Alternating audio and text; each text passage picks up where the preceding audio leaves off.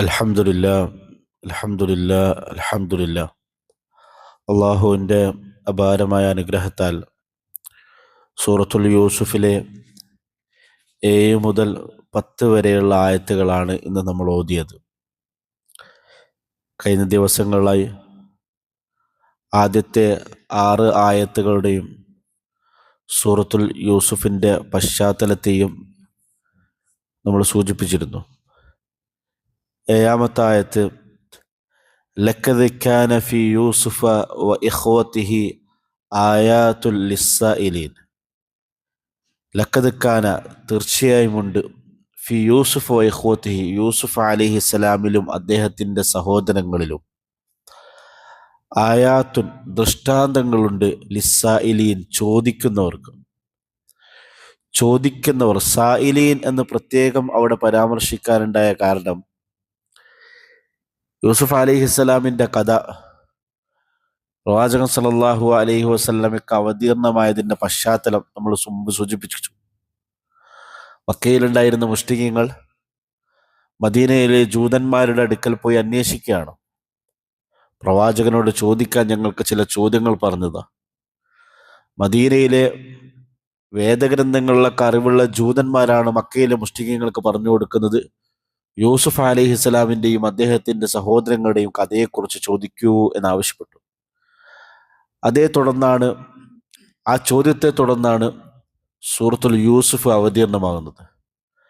അപ്പം ആ ചോദ്യകർത്താക്കൾക്ക്, അത് മുശ്രിക്കീങ്ങളാവട്ടെ ജൂതന്മാരാവട്ടെ, അതല്ലെങ്കിൽ ഈ കഥ എന്താണെന്നറിയാനുള്ള താല്പര്യത്തോടു കൂടി സൂറത്തുൽ യൂസുഫ് പാരായണം ചെയ്യുന്ന എല്ലാ ഭൂലോകത്തുള്ള മനുഷ്യർക്കും ഇതിൽ ഒരുപാട് ആയാത്തുകളുണ്ട്, ദൃഷ്ടാന്തങ്ങളുണ്ട്. ദൃഷ്ടാന്തം കൊണ്ട്, ആയാത്ത് കൊണ്ട് ലക്ഷ്യമാക്കിയത് എന്താ അതുകൊണ്ട് ഉദ്ദേശിക്കുന്നത്? ആയത്തിന് 3 അർത്ഥങ്ങളാണുള്ളത്. ഒന്നാമത്തെ അർത്ഥം അൽ ആയാത്തുൽ കൗനിയ, പ്രപഞ്ചത്തിലെ അത്ഭുതകരമായ അള്ളാഹുവിൻ്റെ സൃഷ്ടിപ്പുകൾ. ഒരു ഉദാഹരണത്തിന് വിശുദ്ധ ഖുർആനിലെ സൂറത്തുൽ ആൽ ഇംറാനിൽ അള്ളാഹു പറയുന്നുണ്ട്, ഇന്ന ഫീ ഖൽഖിസ് സമാവാതി വൽ അർളി വഖ്തിലാഫിൽ ലൈലി വന്നഹാരി ലആയാതിൻ ലിഉലിൽ അൽബാബ്. സൂര്യചന്ദ്രന്റെ സൃഷ്ടിപ്പിൽ രാത്രി പകലുകൾ മാറി മാറി വരുന്നതിൽ ബുദ്ധിയുള്ള ആളുകൾക്ക് ഒരുപാട് ആയാത്തുകളുണ്ട്. എന്ന് പറഞ്ഞാൽ എന്താ? സൂര്യനെയും ചന്ദ്രനെയും രാത്രി പകലുകളെയും നോക്കിയിട്ട് നമുക്ക് ജീവിതത്തിൽ ഒരുപാട് പാഠങ്ങൾ പഠിക്കാൻ പറ്റും. അതിൻ്റെ സൃഷ്ടി വൈഭവത്തിൽ അത്ഭുതപ്പെടാൻ പറ്റും. അതിൽ നിന്ന് ദൃഷ്ടാന്തം ഉൾക്കൊണ്ട് നമ്മുടെ ജീവിതത്തെ ചിട്ടപ്പെടുത്താൻ സാധിക്കും. ആ അർത്ഥത്തിലാണ് ആയാത്ത് ഉപയോഗിക്കുന്നത്. ആയാത്ത് ഉപയോഗിക്കുന്ന മറ്റൊരു അർത്ഥം വിശുദ്ധ ഖുർആനിലെ ആയത്തുകൾ എന്നുള്ള അർത്ഥത്തിലാണ്. ആയാത്തുൽ ഖുർആനിയ. വിശുദ്ധ ഖുർആനിലെ ആയത്തുകൾ എന്താണ്? എന്തിനു വേണ്ടിയാണ്? അത് നമ്മുടെ ജീവിതത്തിന് സന്ദേശം ഉൾക്കൊള്ളാൻ വേണ്ടിയാണ്, നമ്മുടെ ജീവിതത്തിൽ മാറ്റങ്ങൾ ഉണ്ടാക്കാൻ വേണ്ടിയാണ്, നമ്മുടെ ജീവിതം ചിട്ടപ്പെടുത്താൻ വേണ്ടിയാണ്. 3-ാമത്തെ ആയത്തിന്റെ അർത്ഥം അൽ ആയാത്തുൽ അജീബത്തുൽ മുഅ്ജിസാത്തുൽ ഖാരിഖാത്ത്. പ്രവാചകന്മാരുടെ കൈകളിൽ നിന്നുണ്ടാവുന്ന മുഅ്ജിസത്തുകൾ, ദൃഷ്ടാന്തങ്ങൾ, അത്തരം കാര്യങ്ങളെയും അൽ ആയാത്തുകൾ എന്ന് പറയും. ഉദാഹരണത്തിന് റസൂലുള്ളാഹി സ്വല്ലല്ലാഹു അലൈഹി വസല്ലം ചന്ദ്രനെ പിളർത്തി കാണിച്ചു കൊടുത്തു. ഒരു രാത്രി കൊണ്ട് മക്കയിൽ നിന്ന് ഖുദ്സിലേക്കും ഖുദ്സിൽ നിന്ന് ഏയാനാകാശത്ത് അള്ളാഹുവിലേക്കും യാത്ര ചെയ്ത് ഇസ്രാ മിഅ്റാജ്. ഇതെല്ലാം ഹബീബായ നബി തങ്ങൾ സല്ലല്ലാഹു അലൈഹി വസല്ലമയുടെ മുഅ്ജിസത്താണ്. അപ്പൊ ഈ 3 അർത്ഥത്തിലാണ് ആയാത്ത് എന്നുള്ള പദം ഉപയോഗിക്കുന്നത്. ഒന്ന് പ്രാപഞ്ചിക പ്രതിഭാസമാണ്, 2-ാമത്തെ വിശുദ്ധ ഖുർആനിലെ ആയത്തുകളാണ്, 3-ാമത്തത് പ്രവാചകന്മാരുടെ കൈകളിൽ നിന്നുണ്ടാകുന്ന ഇത്തരത്തിലുള്ള അത്ഭുതകരമായിട്ടുള്ള കാര്യങ്ങളാണ്. ഈ 3 കാര്യങ്ങളുടെയും ലക്ഷ്യം മനുഷ്യർക്ക് ഒരുപാട് പാഠങ്ങൾ ഉൾക്കൊള്ളാൻ വേണ്ടിയാണ്. അപ്പോ സൂറത്തുൽ യൂസുഫ് എന്തിനാണ്? അത് വാള് പറയാനല്ല, അത് കഥ പറയാനല്ല, അതൊരു നോവലായിട്ട് എഴുതി രസിക്കാൻ വേണ്ടിയല്ല, അല്ലെങ്കിൽ കേവലമായിട്ട് സൂറത്തുൽ യൂസുഫ് പാരായണം ചെയ്യാൻ വേണ്ടി മാത്രമല്ല, മറിച്ച് ഈ ആയത്തുകൾക്ക് ഉള്ളിൽ കൂടി നമ്മുടെ ജീവിതത്തിൽ നമുക്ക് പഠിക്കാൻ പറ്റിയ ഒരുപാട് സന്ദേശങ്ങൾ അല്ലാഹു സുബ്ഹാനഹു വ തആല പറഞ്ഞു പോകുന്നുണ്ട്. 7-ാമത്തെ ആയത്തിലാണ് അല്ലാഹു സുബ്ഹാനഹു വ തആല ഈ വിഷയം പറയുന്നത്. അതേ നിങ്ങൾ തന്നെ സൂറത്തുൽ യൂസുഫിലെ ഏറ്റവും അവസാനത്തെ ആയത്ത് നോക്കൂ. സൂറത്തുൽ യൂസുഫിൽ 111 ആയത്താണ്. ആ 111ാമത്തെ ആയത്തിലും ഇത് തന്നെയാണ്. ലഖദ് കാന ഫീ ഖസസിഹിം ഇബ്റത്തുൻ ലിഉലിൽ അൽബാബ്. ബുദ്ധിയുള്ള ആളുകൾക്ക് സൂറത്തുൽ യൂസുഫിൽ ഒരുപാട് ജീവിത ഗുണപാഠങ്ങളുണ്ട്. അപ്പൊ സൂറത്തിന്റെ ആരംഭത്തിലും ഇത് പറയുകയാണ്, സൂറത്തിന്റെ അവസാനത്തിൽ ഇത് പറയുകയാണ്. ഈ പറയുന്നതിന്റെ രണ്ട് ഇടയിലാണ് ഈ കഥകളും സംഭവവികാസങ്ങളൊക്കെ പറയുന്നത്. അപ്പൊ പറയാൻ പോകുന്ന കഥയിൽ നമുക്ക് ഒരുപാട് പാഠങ്ങളുണ്ട്.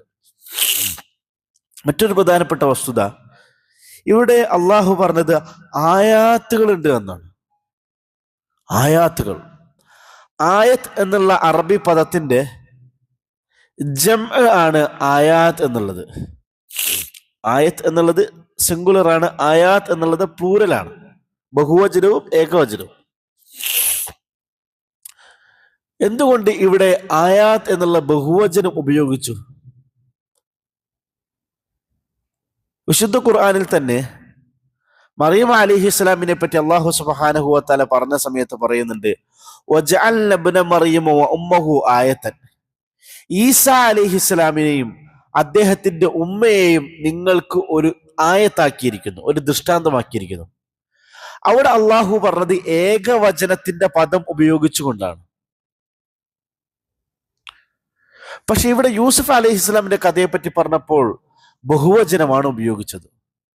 നമ്മൾ ശ്രദ്ധിക്കേണ്ട വസ്തുത, ശരിക്കും ഈസാ അലൈഹിസ്സലാമിന്റെ ജനനം, മറിയം ബീവിയൊക്കെ അത് വലിയ അത്ഭുതമല്ലേ, വലിയ അത്ഭുതമല്ലേ? കാരണം അള്ളാഹുവിന്റെ സൃഷ്ടി വൈഭവമാണ്.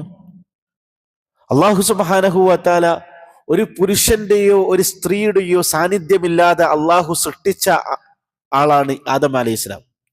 ബില അബ് വല ഉമ്മ, ഉപ്പയില്ല ഉമ്മയില്ല. എന്നാൽ പുരുഷനുണ്ട്, സ്ത്രീ ഇല്ലാതെ സൃഷ്ടിച്ച ആളാരാണ്? ഹവ്വ ബീവി. ഹവ്വ ബി അള്ളാഹു സുബ്ഹാനഹു വ തആല സൃഷ്ടിക്കുന്നത് ആദമിന്റെ തന്നെ വാരിയലിൽ നിന്നാണ്. അപ്പൊ ഹവ്വയെ സൃഷ്ടിക്കുന്നത് ഒരു പുരുഷനിൽ നിന്നാണ്, സ്ത്രീയില്ല. ഹവ്വയെ സൃഷ്ടിക്കുന്നത് ഒരു പുരുഷനിൽ നിന്ന്, അവിടെ എന്തിന്റെ ആവശ്യമില്ല, ഒരു സ്ത്രീയില്ല. മൂന്നാമത്തത് മറിയം അലൈഹിസ്സലാമിന് അല്ലാഹു സുബ്ഹാനഹു വ തആല ഈസാ നബിയെ കൊടുക്കുന്നു. അവിടെ സ്ത്രീയുണ്ട്, പുരുഷനില്ല. ശ്രദ്ധിക്കണേ, മനസ്സിലാക്കണേ. മറിയം ബീവിക്ക് അല്ലാഹു ഈസാ അലൈഹിസ്സലാമിനെ കൊടുക്കുന്നു, അവിടെ സ്ത്രീയുണ്ട്, പുരുഷനില്ല. മൂന്ന് രീതിയിലുള്ള സൃഷ്ടിപ്പായി. നാലാമത്തത് ബഖിയത്തുന്നാസ്, നമ്മളെല്ലാവരും, നമ്മളെല്ലാം അല്ലാഹു സുബ്ഹാനഹു വ തആല ഒരു പുരുഷന്റെയും ഒരു സ്ത്രീയുടെയും സാന്നിധ്യത്തിൽ, ആ പുരുഷനിലൂടെയും സ്ത്രീനിലൂടെയും സൃഷ്ടിച്ചു. അപ്പൊ പറഞ്ഞു വരുന്നത്, അള്ളാഹുവിനെ സംബന്ധിച്ചിടത്തോളം ഇതെല്ലാം വളരെ നിസ്സാരാണ്, വളരെ നിസ്സാരം. അള്ളാഹുവിന് ഇത് വലിയ അധികവും ഗൗരവമായിട്ടുള്ള വിഷയമൊന്നുമല്ല. അപ്പോ ആ മറിയം അലൈഹിസ്സലാമിന് ഒരു ഭർത്താവില്ലാതെ ഒരു കുട്ടിയെ നൽകിയ അള്ളാഹുവിന്റെ ആ സൃഷ്ടി വൈഭവം, ആ സംഭവം, അത് തന്നെ വലിയ അത്ഭുതമല്ലേ? ആ അത്ഭുതത്തെ പറ്റി പറഞ്ഞപ്പോൾ അള്ളാഹു പറഞ്ഞത് അതൊരു ആയത്ത്, ഒരു കേവലമായിട്ടുള്ള ഒറ്റ ദൃഷ്ടാന്തം മാത്രമാണ്. എന്നാൽ യൂസുഫ് അലൈഹിസ്സലാമിന്റെ ആ ചരിത്രം മുഴുവൻ നിങ്ങൾക്ക് ഒരുപാട് ദൃഷ്ടാന്തങ്ങൾ, ഒരുപാട് പാഠം പഠിക്കാനുണ്ട്. അപ്പൊ അതിനേക്കാൾ കുറെ പാഠങ്ങൾ ഇതിൽ പഠിക്കാനുണ്ട്. ഓരോ ആയത്തിലും ഒരുപാട് പാഠങ്ങൾ പഠിക്കാനുണ്ട്. അപ്പോൾ നിങ്ങൾ നോക്കൂ, ഈ കഥ ആരംഭിക്കുന്നത് ഒരു സ്വപ്നത്തിൽ നിന്നാണ്.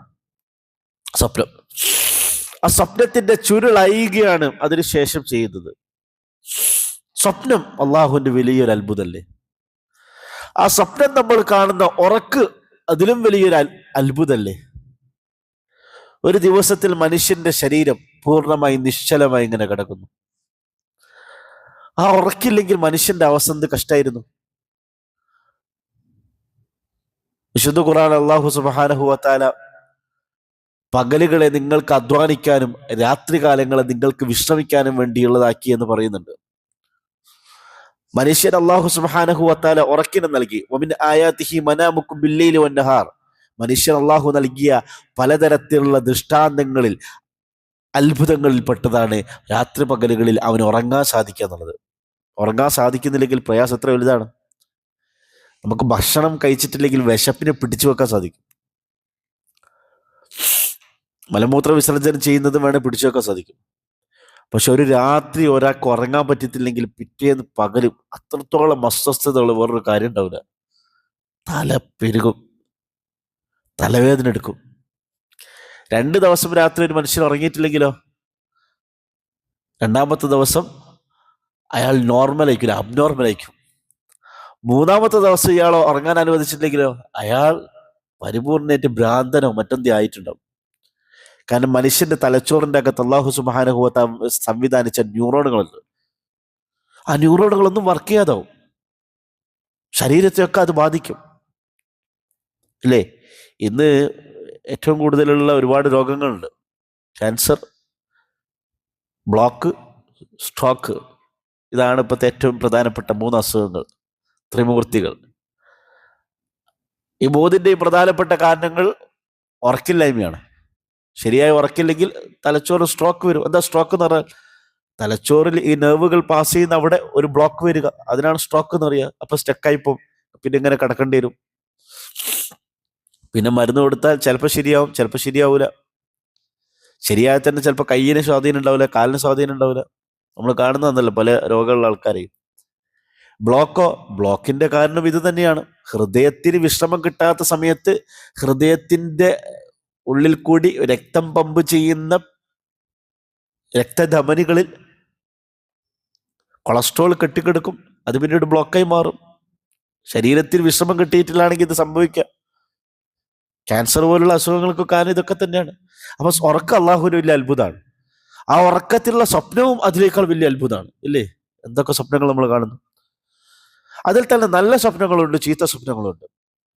റസൂലുള്ളാഹി സ്വല്ലല്ലാഹു അലൈഹി വസല്ലം പഠിപ്പിക്കുന്നു, ഇദാ ഖതറബ അസ്സമാനു ലം തഖദ് റുയൽ മുഅ്മിൻ തക്ദിബ്. ഖിയാമത്ത് നാൾ അടുത്തു കഴിഞ്ഞാൽ മുഅ്മിനീങ്ങൾ കാണുന്ന സ്വപ്നങ്ങൾ അത് സത്യസന്ധമായിരിക്കും.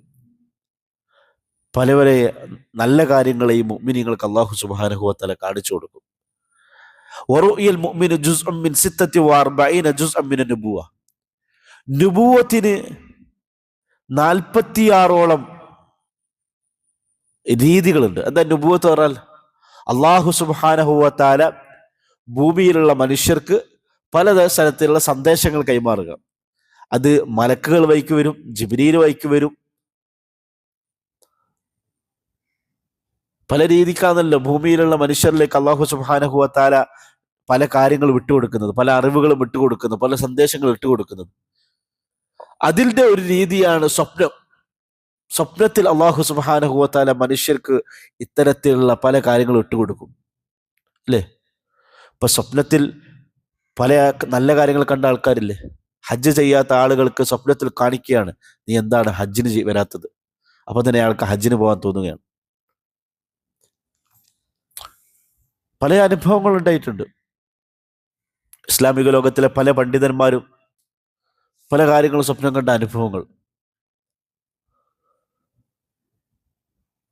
സ്വർഗം സ്വപ്നത്തിൽ കാണുന്നു. റസൂലുള്ളാഹി സ്വല്ലല്ലാഹു അലൈഹി വസല്ലമയെ സ്വപ്നത്തിൽ കാണുന്നു. നബികൾ സല്ലല്ലാഹു അലൈഹി വസല്ലം പഠിപ്പിക്കുന്നുണ്ട്, മൻ റആനി ഫിൽ മനാമി ഫസയറാനി ഫിൽ യഖ്ള. ആരെങ്കിലും സ്വപ്നത്തിൽ എന്നെ കണ്ടാൽ അവൻ ഉണർച്ചയിൽ പിന്നീട് എന്നെ കാണും. മീൻസ് ഖിയാമത്ത് നാളിൽ, നാളെ സ്വർഗത്തിൽ നബികൾ സല്ലല്ലാഹു അലൈഹി വസല്ലം കണ്ടുവിട്ടു. ഔ കഅന്നമാ റആനി ഫിൽ യഖ്ള, അല്ലെങ്കിൽ അവൻ എന്നെ നേരിട്ട് കണ്ടവനെ പോലെയാണ്. നബികൾ സല്ലല്ലാഹു അലൈഹി വസല്ലമയെ കണ്ട ആളുകൾക്കാണ് സഹാബികൾ എന്ന് പറയുക. മുസ്ലിം ആയിക്കൊണ്ട് നബിതങ്ങളെ കണ്ട ആളുകൾക്കാണ് സഹാബികൾ എന്ന് പറയുക. എന്നാൽ നബിതങ്ങൾ സല്ലല്ലാഹു അലൈഹി വസല്ലമയുടെ കാലഘട്ടത്തിൽ ജീവിച്ചിട്ടില്ലെങ്കിൽ പോലും, ഇന്നത്തെ കാലഘട്ടത്തിലാണ് ജീവിക്കുന്നതെങ്കിൽ പോലും, നബിതങ്ങൾ സല്ലല്ലാഹു അലൈഹി വസല്ലമയെ സ്വപ്നം കൊണ്ട് ഒരുപാട് സ്വാലിഹ്യങ്ങൾ നമ്മുടെ കൂട്ടത്തിൽ ജീവിക്കുന്നുണ്ട്. അവർ സ്വപ്നത്തിലാണ് നബിതങ്ങൾ സല്ലല്ലാഹു അലൈഹി വസല്ലമയെ കണ്ടത്. ലാ യതമസ്സലു ശൈത്വാനു ബി. ശൈത്താൻ എന്റെ കോലത്തിൽ നിങ്ങളുടെ സ്വപ്നത്തിൽ വരികയില്ല. ശൈത്താൻ എന്റെ കോലത്തിൽ നിങ്ങളുടെ അടുക്കൽ വരില്ല. അഥവാ സ്വപ്നത്തിൽ നമ്മൾ ഹബീബായ നബിതങ്ങൾ സല്ലല്ലാഹു അലൈഹി വസല്ലമയെ കാണുകയും ആ സമയത്ത് നമ്മുടെ മനസ്സിൽ തോന്നിപ്പിക്കും, ഇത് ഹബീബായ റസൂലുള്ളാഹി സ്വല്ലല്ലാഹു അലൈഹി വസല്ലമയാണെന്ന് തോന്നിപ്പിക്കും. ഒരു മനുഷ്യൻ ഏത് സന്ദർഭത്തിലാണ് നബിതങ്ങൾ സല്ലല്ലാഹു അലൈഹി വസല്ലമയെ സ്വപ്നത്തിൽ കാണാൻ സാധിക്കുക? ഒരു മനുഷ്യന്റെ ജീവിതം അത്രത്തോളം കളങ്കമില്ലാത്തതായി മാറുമ്പോൾ, പാപകർമ്മങ്ങൾ ഉപേക്ഷിച്ച ജീവിതമാകുമ്പോൾ, നബിതങ്ങൾ സല്ലല്ലാഹു അലൈഹി വസല്ലമയുടെ അതിയായ മുഹബ്ബത്തുള്ള ജീവിതമാകുമ്പോൾ, സുന്നത്തൊക്കെ മുറുകെ പിടിക്കുന്ന ഒരു ജീവിതമാകുമ്പോൾ, സ്വപ്നത്തിൽ നബിതങ്ങൾ സല്ലല്ലാഹു അലൈഹി വസല്ലമയെ കണ്ട ആളുകൾ, എത്ര അനുഭവങ്ങൾ നമ്മൾ കാണുന്നു. എത്ര ആളുകൾ. ഞാൻ ഒരാളുടെ അനുഭവം കേട്ടത്, അദ്ദേഹം ഖുർആൻ ഓതിക്കൊണ്ടിരിക്കുന്ന സമയത്ത് ഉറങ്ങിപ്പോയി. ആ വ്യക്തിയുടെ പേരും യൂസുഫ് എന്നാട്ടോ, ആ ആളെ പേരും യൂസുഫ് എന്നാണ്. ഖുർആൻ ഓതിക്കൊണ്ടിരിക്കുന്ന സമയത്ത് ഉറങ്ങിപ്പോയി. ആ ഉറക്കത്തിൽ അദ്ദേഹം സ്വപ്നത്തിൽ കണ്ടു, ഹറം ഷരീഫിൽ ഇദ്ദേഹം ഇരിക്കുന്നു. തൊട്ടു മുമ്പിൽ കൂടി വളരെ മനോഹരനായ വെളുത്ത മുഖമുള്ള, വെളുപ്പും ചുവപ്പും വർണ്ണമുള്ള വെള്ള വസ്ത്രം ധരിച്ച ഒരു മനുഷ്യൻ നടന്നു പോകുന്നു. അദ്ദേഹം നടന്നു പോകുമ്പോൾ ഇദ്ദേഹത്തെ നോക്കി പുഞ്ചിരിക്കുന്നു. അദ്ദേഹത്തിന് അപ്പോൾ മനസ്സിൽ തോന്നുന്നു ഇത് ഹബീബായ റസൂലുള്ളാഹി സ്വല്ലല്ലാഹു അലൈഹി വസല്ലമയാണെന്ന് തോന്നുന്നു. ആ സ്വപ്നം കണ്ടതിന് ശേഷം അയാൾ ഞെട്ടി എഴുന്നേറ്റ് പോയി. അത്തരത്തിലുള്ള അനുഭവങ്ങൾ ഉണ്ടായിട്ടുണ്ട്. നമ്മളും പലപ്പോഴും സ്വപ്നം കാണുന്നുണ്ട്. റസൂലുള്ളാഹി സ്വല്ലല്ലാഹു അലൈഹി വസല്ലം പറയുന്നു, ഇദാ റഅ അഹദുകും റുഅ്യാ യുഹിബ്ബുഹാ ഫഇന്നമാ ഹിയ മിനല്ലാഹി തആല. നമ്മൾ ഉറങ്ങുന്ന സമയത്ത് നല്ല സ്വപ്നങ്ങൾ കണ്ടാൽ, ഇതിനെ പറഞ്ഞു വരുന്നത് യൂസുഫ് അലൈഹി ഇസ്ലാമിന്റെ ഒരു സ്വപ്നത്തിൽ നിന്നാണല്ലോ യൂസുഫ് അലൈഹി ഇസ്ലാമിന്റെ കഥ തന്നെ ആരംഭിക്കുന്നത്. അതുകൊണ്ടാണ് ഈ സ്വപ്നത്തെ പറ്റി സംസാരിക്കുന്നത്. നമ്മൾ ഉറങ്ങുന്ന സമയത്ത് നല്ല സ്വപ്നം കണ്ടാൽ അത് അള്ളാഹുവിൽ നിന്നുള്ളതാണ്. ഫൽയഹ്മദില്ലാഹ അലൈഹ. അങ്ങനെ നല്ല സ്വപ്നം കണ്ടാൽ നമ്മൾ അള്ളാഹുവിൽ സ്തുതിക്കണം. ഉദാഹരണത്തിന് നമ്മളെ മകൾക്ക് വേണ്ടി ഒരു നല്ല വിവാഹാന്വേഷണം ഇങ്ങനെ നടത്തുകയാണ്. അപ്പൊ എന്ത് ടെൻഷന്റെ മുകളിലാണ് നമ്മൾ കടന്നുറങ്ങുന്നത്, അത് സ്വപ്നത്തിൽ കാണും. അങ്ങനെ പിന്നെ നമ്മൾ സ്വപ്നത്തിൽ കാണുകയാണ് മോളെ കല്യാണം നല്ല ഉഷാറായി നടക്കുന്നു. പിന്നെ നമ്മൾ ഞെട്ടിയെഴുന്നേക്കും. രാവിലെ എഴുന്നേറ്റ സമയത്ത് തലേന്ന് രാത്രി മകളുടെ കല്യാണം നല്ല ഉഷാറായി നടക്കുന്നത് ഞാൻ സ്വപ്നത്തിൽ കണ്ടു എന്ന് നമുക്ക് ഓർമ്മ വന്നാൽ അൽഹംദുലില്ലാ എന്ന് പറയണം. കാരണം അത് അള്ളാഹുവിൽ നിന്നുള്ളതാണ്. വൽ യുഹദ്ദിസ് ബിഹ. അത് ആളുകളോട് പറയണം. പക്ഷെ ഒരു കാര്യം ശ്രദ്ധിക്കേണ്ടത്, ഫലാ യുഹദ്ദിസ് ബിഹ ഇല്ലാ മൻ യുഹിബ്ബു. നമുക്ക് ഇഷ്ടമില്ലാത്ത ആളുകളോട് നമ്മൾ കണ്ട നല്ല സ്വപ്നത്തെ പറ്റി പറയരുത്. ഇപ്പൊ നമ്മൾ മകളുടെ വിവാഹത്തെ സ്വപ്നത്തെ കണ്ടിട്ടുണ്ടെങ്കിൽ നമുക്ക് നമ്മുടെ ഭാര്യയോട് പറയാം. കാരണം ഭാര്യയ്ക്ക് നമ്മളെ ഇഷ്ടമാണ്, നമ്മളെ മോളെ ഇഷ്ടമാണ്. അതേ സമയത്ത് നമ്മൾ ഇഷ്ടമില്ലാത്ത നമ്മുടെ ശത്രുവിനോട് എന്ത് ചെയ്യാൻ പാടില്ല, നമ്മളൊരു നല്ല സ്വപ്നം കണ്ട കാര്യം പറയാൻ പാടില്ല. കാരണം അവർക്ക് നമ്മളോട് അസൂയ ഉണ്ടാവും. ആ അസൂയ പല കുറ്റങ്ങളും നമ്മളോട് ചെയ്യാൻ കാരണമാവും. അതുകൊണ്ട് നമ്മൾ കണ്ട നല്ല സ്വപ്നങ്ങൾ നമ്മളെ ഇഷ്ടപ്പെടാത്ത മനുഷ്യരോട് പറയാൻ പാടില്ല. ഇത് ഹബീബായ നബി തങ്ങൾ സല്ലല്ലാഹു അലൈഹി വസല്ലമയുടെ ഹദീത്താണ്. വഇദാ റആ ഗൈറ ദാലിക മിമ്മാ യക്റഹ്. ഇനി നമ്മൾ വെറുക്കുന്നത് വല്ലതും കണ്ടു, നമ്മൾ കുറേ കാണും അങ്ങനെ വെറുക്കുന്നത്. ശൈത്താനെ കാണും, ഇബ്ലീസിനെ കാണും, പാമ്പിനെ കാണും, ഞെട്ടി എഴുന്നേൽക്കും, ബിൽഡിങ്ങിന്റെ മുകളിൽ നിന്ന് വീഴുന്ന കാണും, ആക്സിഡന്റുകൾ കാണും. ഇങ്ങനെയൊക്കെ കണ്ടാൽ ഫഇന്നമാ ഹിയ മിന ശൈത്താൻ. അത് ശൈത്താനാണെന്ന് കാണിപ്പിക്കുന്നത്. ഫൽയസ്തഇദ് മിൻ ശരിഹ. അങ്ങനെ കണ്ട് നമ്മൾ പെട്ടെന്ന് ഞെട്ടി എഴുന്നേറ്റ് കഴിഞ്ഞാൽ അഊദു ബില്ലാഹി മിനശ് ശൈത്വാനിർ റജീം എന്ന് പറയാം. അല്ലെ ഉറക്കത്ത് നിന്ന് എഴുന്നേറ്റ് കഴിഞ്ഞാൽ അഊദു ബില്ലാഹി മിനശ് ശൈത്വാനിർ റജീം എന്ന് പറയാം. വലാ യദ്കുർഹ ലിഅഹദിൻ ഫഇന്നഹാ ലാ തദുറുഹു. അങ്ങനെ മോശം സ്വപ്നം കണ്ടിട്ടുണ്ടെങ്കിൽ ആരോടും പറയാൻ പാടില്ല. അത് ചിലപ്പം ഭാര്യയ്ക്ക് വന്നിട്ട് ഞാൻ ഇന്നലെ രാത്രി എന്തോ ഒരു സ്വപ്നം കണ്ടിട്ടോ, എന്താ ഞാൻ കണ്ടത് പറഞ്ഞിട്ട് നമ്മളോട് പറയാൻ പറ്റില്ല. അപ്പം പറയണ്ട, അവിടെ വെച്ചാൽ മതി അറിയും. കാരണം ഇവര് വേണ്ടാത്ത കുറെ സ്വപ്നമൊക്കെ കണ്ടിട്ടേക്കും വരിക. അത് കേട്ടാൽ തന്നെ നമുക്ക് ഇത്തരം പേടിയാവും. അങ്ങനെ കണ്ട സ്വപ്നം മോശമാണെങ്കിൽ ഒരു കാരണവശാലും ആരോടും പറയാൻ പാടില്ല. നബി തങ്ങൾ സല്ലല്ലാഹു അലൈഹി വസല്ലം തുടർന്ന് വീണ്ടും പഠിപ്പിക്കുന്നു, ഫമൻ റആ ശൈഅൻ യക്റഹു. ഇനി ഒരാൾ രാത്രി ഉറങ്ങുന്ന സമയത്ത് ഒരു മോശ സ്വപ്നം കണ്ടു. അങ്ങനെ മോശം സ്വപ്നം കണ്ട് നമ്മൾ ഞെട്ടി എഴുന്നേറ്റും, വിറച്ച് പേടിച്ചിട്ട് ഞെട്ടി എഴുന്നേക്കും. അങ്ങനെ ഞെട്ടി എഴുന്നേറ്റ് കഴിഞ്ഞാൽ ഫൽയംഫുസ് അൻ ശിമാലിഹി സലാസൻ. ഇടത് ഭാഗത്തേക്ക് 3 പ്രാവശ്യം തുപ്പണം. തുപ്പണം എന്ന് പറഞ്ഞാൽ ആഞ്ഞു തുപ്പണ്ട, ചെറിയ ഉമിനീര് വരുന്ന രീതിയിൽ അങ്ങനെ തുപ്പിയാൽ മതി. അതിനുശേഷം വൽയതഅവദ് മിന ശൈത്താൻ. ശൈത്താനിൽ നിന്ന് കാവൽ തേടണം. അഊദു ബില്ലാഹി മിനശ് ശൈത്വാനിർ റജീം ഫഇന്നഹാ ലാ തദുറുഹു. മറ്റൊരു ഹദീസിൽ അയാൾ എവിടേക്കാണോ നിലവിൽ കിടക്കുന്നത് അവിടെ നിന്ന് മാറി, ഇടത് സൈഡൊക്കെയാണ് കിടന്നെങ്കിൽ വലത് സൈഡൊക്കെ കൊണ്ട് മാറി കിടക്കണം. കട്ടിലിന്റെ ഈ മൂലക്കാണ് കിടന്നെങ്കിൽ ഇക്കോട്ടൊക്കെ മാറി കിടക്കണം. ആ ഒരു അസ്വസ്ഥത, ആ ഒരു ബേജാർ മാറാൻ വേണ്ടി മാറിക്കിടക്കണം എന്ന് നബി തങ്ങൾ സല്ലല്ലാഹു അലൈഹി വസല്ലം പഠിപ്പിക്കുന്നുണ്ട്. അതുപോലെ തന്നെയാണ് കാണാത്ത സ്വപ്നം കണ്ടു എന്ന് പറയുക. ഞാൻ ഇന്നലെ രാത്രി അത് കണ്ടു, ഞാൻ ഇന്നലെ രാത്രി അത് കണ്ടു എന്നൊക്കെയുള്ള രീതിയിലുള്ള കാണാത്ത സ്വപ്നം കണ്ടു എന്ന് പറയുക. അത് ഏറ്റവും വലിയ കളവായിട്ടാണ് നബി തങ്ങൾ സല്ലല്ലാഹു അലൈഹി വസല്ലം പഠിപ്പിക്കുന്നത്. ഖൈർ, നമുക്ക് അടുത്ത ആയത്ത് വായിക്കാം. ഇദ് ഖാലൂ ലയൂസുഫു വഅഖൂഹു അഹബ്ബു ഇലാ അബീനാ മിന്നാ വനഹ്നു ഉസ്ബ. ആ യൂസുഫ് അലൈഹിസ്സലാമിന്റെ സഹോദരങ്ങൾ പറഞ്ഞു, യൂസുഫിന്റെ സഹോദരനും. യൂസുഫിന്റെ സഹോദരൻ എന്നുകൊണ്ട് ഉദ്ദേശം ബിന്യാമീനാണ്. എന്താണ് സംഭവം? യാക്കൂബ് അലൈഹിസ്സലാമിന് 12 മക്കളാണ്. അതിൽ യൂസുഫും ബിന്യാമീനും ഒരേ ഉമ്മയിൽ നിന്നുള്ള കുട്ടികളാണ്. അതേസമയത്ത് ബാക്കിയുള്ള 10 പേർ വേറെയുള്ള ഭാര്യമാരിൽ നിന്നുള്ള കുട്ടികളാണ്. ഇവരുടെ ഒക്കെ ഉപ്പാരാണ് യാക്കൂബ് അലൈഹി സ്വലാമാണ്, പക്ഷെ ഉമ്മ വ്യത്യസ്തരാണ്.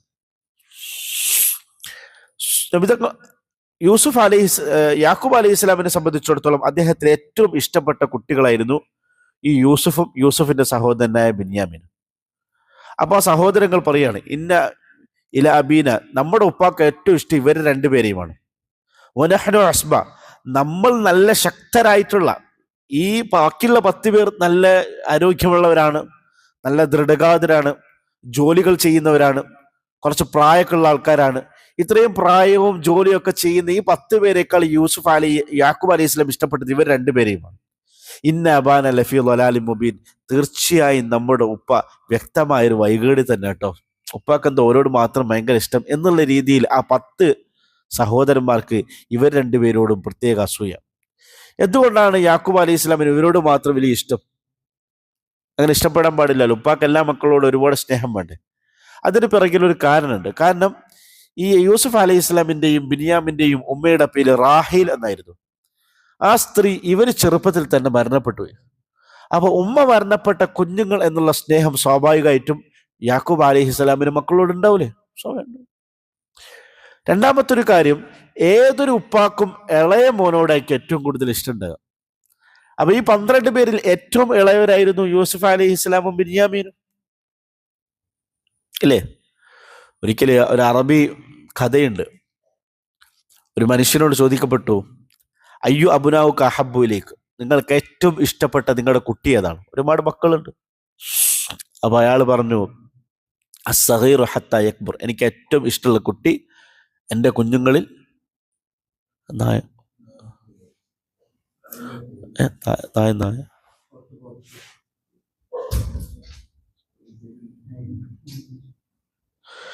അപ്പോ അസ്സഗീറു ഹത്താ യക്ബർ, എനിക്ക് ഏറ്റവും ഇഷ്ടമുള്ള കുട്ടി എൻ്റെ കുഞ്ഞുങ്ങളിൽ ഏറ്റവും ചെറിയവനാണ്. ഏതുവരെ? ഹത്താ യക്ബർ, അവന് വലുതാന്ന് വരെ. നമുക്ക് 3 മക്കളുണ്ടെങ്കിൽ നമുക്ക് ഏറ്റവും ഇഷ്ടം ഏതായിരിക്കും? ഏറ്റവും ചെറിയ മോന്. പക്ഷെ അവൻ വളർന്ന് വലുതായി, അവൻ 10-30 വയസ്സായി, പിന്നെ അത്ര ഇഷ്ടം ഉണ്ടാവോ? അത്ര ഇഷ്ടം ഉണ്ടായി വരൂല. രണ്ടാമത്തെ വല്ല ഗായിബു ഹത്താ യഖൂദ്, അയാൾ വീണ്ടും പറയാണ്, എനിക്ക് ഏറ്റവും ഇഷ്ടമുള്ള കുട്ടി നാട്ടിലില്ലാത്ത കുട്ടിയാണ്. നാട്ടിലില്ല, വേറെ ഏതോ നാട്ടിലാണ്, വിദേശത്തോടെയോ ജോലി ചെയ്യാണ്, പഠിക്കുകയാണ്. അങ്ങനെയുള്ള മോനെയും എനിക്ക് വലിയ ഇഷ്ടമാണ്. ഹത്താ യഊദ്, അവൻ മടങ്ങി വരുന്നത്. മടങ്ങി നാട്ടിൽ വന്നു കഴിഞ്ഞാൽ പിന്നെ ഇഷ്ടം കുറയും, അല്ലേ? നമുക്ക് 3 മക്കളുണ്ട്, അതിൽ 2 മക്കൾ നമ്മളൊപ്പം വീട്ടിൽ തന്നെ ഉണ്ട്. പക്ഷെ ഒരു മോന് പഠിക്കാനോ മറ്റാവശ്യത്തിന് ജോലിക്കെങ്ങാനും വേണ്ടി വേറെ എവിടെയും പോയിട്ടുണ്ടെങ്കിൽ ആ പോയ മോനോട് നമുക്ക് പ്രത്യേക ഒരു ഇഷ്ടവും സ്നേഹം ഉണ്ടാവൂലേ? കാരണം വീട്ടിലില്ലല്ലോ, ഓൻ നമ്മുടെ അടുത്ത് എത്തില്ലല്ലോ, അവന്റെ അവസ്ഥ എന്തായിരിക്കും എന്നെപ്പോഴെപ്പോഴും നമ്മളെപ്പോഴും ആലോചിക്കുകയും ചിന്തിക്കുകയും ചെയ്യല്ലോ. വൽ മരീലു ഹത്താ യശ്ഫി, മൂന്നാമത് എനിക്ക് ഏറ്റവും ഇഷ്ടമുള്ള കുട്ടി എൻ്റെ കുട്ടികളിൽ രോഗമുള്ള കുട്ടിയാണ്. എൻ്റെ കുട്ടികളിൽ 4 കുട്ടികളുണ്ടെങ്കിൽ അതിൽ ആർക്കെങ്കിലും രോഗം വന്നാൽ ആ കുട്ടിയോട് എനിക്ക് ഏറ്റവും കൂടുതൽ ഇഷ്ടം വരും. ഹത്താ യശ്ഫിയ, അവര് ശമനമാകുന്നത് വരെ, അല്ലേ? 4 മക്കളിൽ ഒരു കുട്ടിക്ക് എന്തെങ്കിലും ഒരു അസുഖം വന്നു കഴിഞ്ഞാൽ നമുക്ക് ആ കുട്ടിയോട് പ്രത്യേക ഒരു സ്നേഹവും കെയറും തോന്നും. പക്ഷെ ആ അസുഖം ഭേദമായാൽ പിന്നെ അത്ര സ്നേഹം ഉണ്ടാവില്ല, നോർമലാവും. അങ്ങനെയാണ്. അതുകൊണ്ട് യാക്കൂബ് അലൈഹി ഇസ്ലാമിന് ഏറ്റവും ഇളയ കുട്ടികളായതുകൊണ്ടാണ് ഇവരോട് ഏറ്റവും കൂടുതൽ ഇഷ്ടമുണ്ടായിരുന്നത്. അപ്പൊ സ്വാഭാവികമായിട്ട് ചോദിക്കാം, ഒരു ഉപ്പാക്ക് അങ്ങനെ ഏതെങ്കിലും മക്കളോട് മാത്രം സ്നേഹം ഉണ്ടാകാൻ പാടുണ്ടോ? ഉണ്ടാവാൻ പറ്റും, സ്വാഭാവികമാണ്. ഓരോ മനുഷ്യന്റെ മനസ്സിൽ ചില ആൾക്കാരോട് സ്നേഹം കൂടുതലായിരിക്കും. ഇപ്പൊ നമുക്കൊരു 5 സുഹൃത്തുക്കൾ ഉണ്ടെങ്കിൽ ആ 5 സുഹൃത്തുക്കളിൽ നമുക്ക് ഏറ്റവും ഇഷ്ടപ്പെട്ട ഒരു സുഹൃത്തുണ്ടാവും, നമ്മുടെ മനസ്സിന്റെ ഉള്ളിലുള്ള ഒരു കാര്യം. ഒരാൾക്ക് 4 ഭാര്യമാരുണ്ടെങ്കിൽ ആ 4 ഭാര്യമാരിൽ അയാൾക്ക് ഏറ്റവും ഇഷ്ടമുള്ള ഭാര്യ ഉണ്ടാവും. സ്വാഭാവികമാണ്, മനുഷ്യന്റെ മനസ്സിൽ അങ്ങനെ ഇഷ്ടമുണ്ടാവും. പക്ഷെ പ്രത്യേകം ശ്രദ്ധിക്കേണ്ട ഒരു കാര്യം, ഒരാളോട് ഇഷ്ടമുണ്ട് എന്ന് വിചാരിച്ച് മറ്റുള്ള ആളുകളോട് അനീതി കാണിക്കാൻ പാടില്ല. അപ്പൊ നമ്മൾക്ക് ഒരു 4 കുട്ടികളുണ്ടെങ്കിൽ ഒരാളോട് നമുക്ക് പ്രത്യേക ഇഷ്ടം കൂടുതലായിരിക്കും. ചിലപ്പോൾ ഏറ്റവും ഇളയ മോനായിരിക്കും, അല്ലെ 4 പേരിൽ പെൺകുട്ടിയായിരിക്കും, അവളോടായിരിക്കും കൂടുതൽ ഇഷ്ടം. അതൊക്കെയാണ്. പക്ഷേ അത് അനീതി കാണിക്കാൻ കാരണമായിരുന്നു. വലാ യജ്രിമന്നക്കും ശനആനു ഖൗമിൻ അലാ അല്ലാ തഅദിലു, ആരോടെങ്കിലും നിങ്ങൾക്ക് വിരോധമോ വിദ്വേഷമോ ഉണ്ടെങ്കിൽ അത് അനീതി കാണിക്കാൻ കാരണമായിരുന്നു. അനീതി കാണിക്കാൻ പറഞ്ഞാൽ എന്താ? ഉദാഹരണത്തിന് നമ്മുടെ കയ്യിൽ 10 ഏക്കർ സ്ഥലമുണ്ട്, 3 മക്കളുണ്ട്, അല്ല 2 മക്കളുണ്ട്, 2 മക്കളുണ്ട്. 2 മക്കളിൽ ഇളയവനോടാണ് നമുക്ക് ഏറ്റവും കൂടുതൽ ഇഷ്ടം. അപ്പൊ 10 ഏക്കർ വീതം വെക്കുന്ന സമയത്ത് ഇളയോന് 6 ഏക്കറും മൂത്തവന് 4 ഏക്കറും അങ്ങനെ കൊടുക്കാൻ പാടുണ്ടോ? കൊടുക്കാൻ പാടില്ല, അത് ഹറാമാണ്, ഹറാം. നമ്മുടെ നാട്ടിൽ നടക്കുന്ന എല്ലാ പ്രശ്നങ്ങൾക്കും, കുടുംബ പ്രശ്നങ്ങളുടെയും ഏറ്റവും പ്രധാനപ്പെട്ട കാരണങ്ങളിൽ ഒന്ന് ഉപ്പമാര് കാണിക്കുന്ന അനീതിയാണ്. ഉപ്പ ഏതെങ്കിലും മോനോട് അനീതി ഇത് കാണിക്കും, ഒരു മോൾക്ക് അധിക സ്വത്ത് കൊടുക്കും, എന്തെങ്കിലും ഇഷ്ടം കൊണ്ടായിരിക്കും. അങ്ങനെ കൊടുക്കാൻ പാടില്ല. ഇഷ്ടമൊക്കെ ഉണ്ടാവും, ആ ഇഷ്ടം മനസ്സിൽ വെച്ചാൽ മതി, പെരുമാറ്റത്തിലൊക്കെ ആയിക്കോട്ടെ. പക്ഷെ സമ്പത്ത് കൊടുക്കുന്ന വിഷയത്തിൽ അനീതി കാണിക്കാൻ പാടില്ല. അത് പിന്നീട് ഉപ്പാനോടും മറ്റു സഹോദരനോടൊക്കെ ആർക്ക് ദേഷ്യം ഉണ്ടാക്കാനാവും? കുഞ്ഞുങ്ങൾക്ക് ദേഷ്യമുണ്ടാവാൻ കാരണം. ഒരിക്കല് റസൂലുള്ളാഹി സ്വല്ലല്ലാഹു അലൈഹി വസല്ലമയുടെ അടുക്കല് നുഅ്മാൻ ഇബ്നു ബഷീർ എന്ന് പറയുന്ന സഹാബിയുടെ ഉപ്പ ബഷീർ, അദ്ദേഹം തൻ്റെ മകനായ നുഅ്മാനെയും കൂട്ടിയിട്ട് വന്നു. എന്നിട്ട് പറഞ്ഞു, യാ റസൂലുള്ളാഹ്, ഞാൻ എൻ്റെ ഈ മകന് നുഅ്മാൻ എന്ന് പറയുന്ന ഈ മകന് ഒരു അടിമയെ കൊടുക്കുകയാണ്. ആ അടിമയെ ഞാൻ എൻ്റെ ഈ മോന് കൊടുക്കുന്നു എന്നുള്ള കാര്യത്തിൽ അങ്ങയെ ഞാൻ സാക്ഷിയാക്കുന്നു. എൻ്റെ ഇന്ന അടിമയെ ഞാൻ എൻ്റെ മോന് കൊടുക്കുന്നു എന്നുള്ള കാര്യത്തിൽ അങ്ങയെ ഞാൻ സാക്ഷിയാക്കുന്നു. അന്നത്തെ അടിമ എന്നൊക്കെ പറഞ്ഞാൽ വലിയ സ്വത്താണ്. നമ്മൾ ഇന്നൊക്കെ സ്ഥലം പ്ലോട്ടൊക്കെ പോലുള്ള വലിയ സ്വത്താണ് ഒരാൾക്ക് ഒരു അടിമ ഉണ്ടാകുക വെച്ചാൽ. അപ്പോൾ ഒരു സ്ഥലമൊക്കെ നമ്മൾ കൊടുക്കുന്ന സമയത്തൊക്കെ ഒരാൾ സാക്ഷി നിർത്തുമല്ലോ, അതുപോലെ നിബിധങ്ങൾ സാക്ഷിയാക്കിയാണ് ഞാൻ എൻ്റെ ഇന്ന അടിമയെ എൻ്റെ മകനായ നോമാന് കൊടുക്കുന്ന വിഷയത്തിൽ അങ്ങയെ സാക്ഷി നിർത്തുകയാണ്. റസൂലുള്ളാഹി സ്വല്ലല്ലാഹു അലൈഹി വസല്ലം ചോദിച്ചു, അകുല്ലഹും വഹബ്ത ലഹും മിസ്ല ഹാദ, എൻ്റെ എല്ലാ മക്കൾക്കും ഇതുപോലെ ഒരു അടിമയെ കൊടുത്തിട്ടുണ്ടോ ചോദിച്ചു. അപ്പൊ ബഷീർ പറഞ്ഞ, ഇല്ല, എൻ്റെ ഈ നൊമാൻ എന്ന് പറയും മോന് മാത്രമേ കൊടുത്തിട്ടുള്ളൂ. അപ്പൊ റസൂലുള്ളാഹി സ്വല്ലല്ലാഹു അലൈഹി വസല്ലം ഫലാ തശ്ഹദ്നി ഇദൻ ഫഇന്നി ലാ അശ്ഹദു അലാ ജൗർ, അങ്ങനെയെങ്കിൽ എന്നെ സാക്ഷിയാക്കണ്ട, കാരണം അക്രമം ചെയ്യാൻ ഞാൻ സാക്ഷി നിൽക്കൂല. ഇത് അക്രമാണ്, ഒരു മോന് മാത്രം കൊടുക്കുക, അത് അക്രമാണ്. 4 മക്കളുണ്ടാവും, അതിൽ ഒരാളെ മാത്രം കുറേ പണം കൊടുത്ത് പഠിപ്പിക്കും, ഒരുത്തരെ തീരെ പഠിപ്പിക്കൂല. അതൊക്കെ അക്രമാണ്, ഒരു അക്രമാണ്. അപ്പോൾ മക്കളുടെ വിഷയത്തിൽ ആ ഒരു നീതി എപ്പോഴും കാണിക്കണം. അത് ഈ യാക്കൂബ് അലൈഹി ഇസ്ലാം അങ്ങനെയായിരുന്നു. അദ്ദേഹം ഉള്ളിൽ സ്നേഹമുണ്ട്, ഇഷ്ടമുണ്ട്, പക്ഷേ അനീതി കാണിച്ചിട്ടില്ല, കൊടുക്കുന്ന വിഷയത്തിൽ അനീതി കാണിച്ചില്ല. നിങ്ങൾ നോക്കൂ, യാക്കൂബ് അലൈഹി ഇസ്ലാമും യൂസുഫ് അലൈഹി ഇസ്ലാമും തമ്മിലുള്ള ആ ബന്ധത്തിന് എത്ര മനോഹരാണ്. നമ്മൾ ഈ സൂറത്തുൽ യൂസുഫിന്റെ ആരംഭത്തിൽ യൂസുഫ് അലൈഹി ഇസ്ലാം ഒരു സ്വപ്നം കാണാണ്. സ്വപ്നം കണ്ട ഉടനെ യൂസുഫ് അലൈഹി ഇസ്ലാം ഇത് ആരോട് പോയിട്ടാ പറയുന്നത്? ഉപ്പാനോട് പോയി പറയാണ്. ഇത് ഖാല യൂസുഫു ലി അബീഹി യാ അബത്തി ഇന്നി റഅയ്തു അഹദ അശ്റ കൗകബൻ, ഞാൻ 11 നക്ഷത്രങ്ങളും സൂര്യനും ചന്ദ്രനും എനിക്ക് വേണ്ടി സുജൂദ് ചെയ്യുന്നതായിട്ട് ഞാൻ കണ്ടു എന്ന് ഉപ്പയുടെ അടുക്കൽ പോയിട്ട് പറയുകയാണ്. അപ്പോൾ ഉപ്പയുടെ അടുക്കൽ വന്നിട്ട് മകൻ പറയണമെങ്കിൽ ആ മകന് ഉപ്പയോട് അത്രത്തോളം ആത്മബന്ധം ഉണ്ടാവൂലേ? പക്ഷെ ഇന്നത്തെ കാലത്ത് നേരെ വിരുദ്ധാണ്. മകന്റെ മനസ്സിൽ ഒരുപാട് കാര്യം പറയാനുണ്ടാവും, പക്ഷെ ഉപ്പാനോട് നേരിട്ട് പറയൂല. ഉമ്മാനോട് പറയും, ഉമ്മാരോട് പറയും, ഉപ്പാനോട് പറയും. എന്തുകൊണ്ട് അങ്ങനെ സംഭവിക്കുന്നത്? ആ രീതിയിലുള്ള അറ്റാച്ച്മെന്റുകൾ ഉപ്പയുടെയും മകന്റെ ഇടയിലില്ല. ഒരു മകനൊരു പ്രശ്നം ഉണ്ടാകുമ്പോൾ ആ മകൻ വന്ന് ഉപ്പയോട് നേരിട്ട് പറയുന്ന രീതിയിലുള്ള ഒരു ആത്മബന്ധം ഇല്ലാത്തതാണ് നമ്മുടെ പ്രശ്നം. അപ്പൊ അങ്ങനെയുള്ള ഇന്നത്തെ കാലത്ത് നമ്മൾ പഠിക്കേണ്ടതാണ് യൂസുഫ് അലൈഹി ഇസ്ലാമും യാക്കൂബ് അലൈഹി ഇസ്ലാമും തമ്മിലുള്ള ഉപ്പ മകൻ ബന്ധം. ഇതുപോലെ തന്നെ മറ്റൊരു ബന്ധം വിശുദ്ധ ഖുർആനിലുണ്ട്. അത് ഇബ്രാഹിം അലൈഹി ഇസ്ലാം ഇസ്മായിൽ അലൈഹി ഇസ്ലാമും തമ്മിലുള്ള ബന്ധമാണ്. നിങ്ങൾ നോക്കൂ, അള്ളാഹു ഇവിടെ സ്വപ്നം കണ്ടെന്താണ്? യൂസുഫ് അലൈഹി ഇസ്ലാം സ്വപ്നം കണ്ട സ്വപ്നം ഉപ്പയോട് പോയി പറഞ്ഞു കൊടുക്കുന്നു. ഇബ്രാഹിം അലൈഹി ഇസ്ലാമിന്റെ കഥയിൽ എങ്ങനെ ഉപ്പ സ്വപ്നം കണ്ടു. ഉപ്പ എന്താ സ്വപ്നം കണ്ടത്? മകനെ അറക്കാൻ വേണ്ടി അള്ളാഹു കൽപ്പിക്കുന്നതായിട്ട് സ്വപ്നം കണ്ടു. അപ്പൊ ഉപ്പമാർ സാധാരണ എന്താ ചെയ്യുക? ഒരു കാര്യം തീരുമാനിച്ചാൽ അത് നടപ്പിലാക്കും. ആരോട് കൂടി ആലോചിക്കൂല? മോനോട് കൂടി ആലോചിക്കില്ല, മോളോട് കൂടി ആലോചിക്കില്ല. അപ്പൊ ഒരു മോക്കൊരു വിവാഹാന്വേഷണം വന്നു. ഉപ്പാക്ക് ഭയങ്കര ഇഷ്ടപ്പെട്ടു, അടിപൊളി ഉഷാറ്, നല്ല സമ്പത്തുള്ള ഒരു നല്ല ഉഷാറ് കുടുംബക്കാര് ഉപ്പാക്ക് ഇഷ്ടപ്പെട്ട് കഴിഞ്ഞാൽ പിന്നെ മോളെ കൊണ്ട് എങ്ങനെയും കെട്ടിപ്പിക്കും. അവളുടെ അനുവാദമോ അവരുടെ ഇഷ്ടമോ ഒന്നും നോക്കൂല, പറഞ്ഞ് നിർബന്ധിപ്പിക്കും. അല്ലെങ്കിൽ ഇത് ആൺകുട്ടിയുടെ കാര്യത്തിൽ എടുക്കാം. അപ്പൊ ഉപ്പ വേറെ അവിടുന്ന് ഇവിടുന്നൊക്കെ കേട്ടു, ഈ ഇന്ന കോഴ്സ് പഠിച്ചാൽ നല്ലതാണ്, ഉഷാറാണ്, നല്ല ജോലി കിട്ടും, നല്ല സാലറി കിട്ടും എന്നൊക്കെ ഉപ്പ എവിടെന്നെങ്കിലും കേൾക്കും. മോനോട് പറയും, നീ ഇന്ന കോഴ്സ് പഠിക്കണം. അപ്പൊ മോൻ പറയും, ഇല്ല, എനിക്കത് ഇഷ്ടമല്ല, എനിക്ക് വേറെ കോഴ്സ് ചെയ്യാൻ ഇഷ്ടം. അല്ല, ഞാൻ പറയുന്ന പോലെ പറഞ്ഞാൽ അത് പഠിച്ചാൽ മതി, അത് പഠിച്ചാൽ നല്ല ജോലി കിട്ടും, നല്ല സാലറി കിട്ടും. ഇവിടെ എന്ത് ചെയ്യാണ്? ഉപ്പ മകന്റെ മേൽ അടിച്ചേൽപ്പിക്കുകയാണ്. മകനോട് കൂടിയാലോചിക്കുന്നില്ല, മകളോട് കൂടിയാലോചിക്കുന്നില്ല. പക്ഷെ ഇബ്രാഹിം അലൈഹി ഇസ്ലാമിന്റെ കഥ നമ്മളെ പഠിപ്പിക്കുന്നത് എന്താ?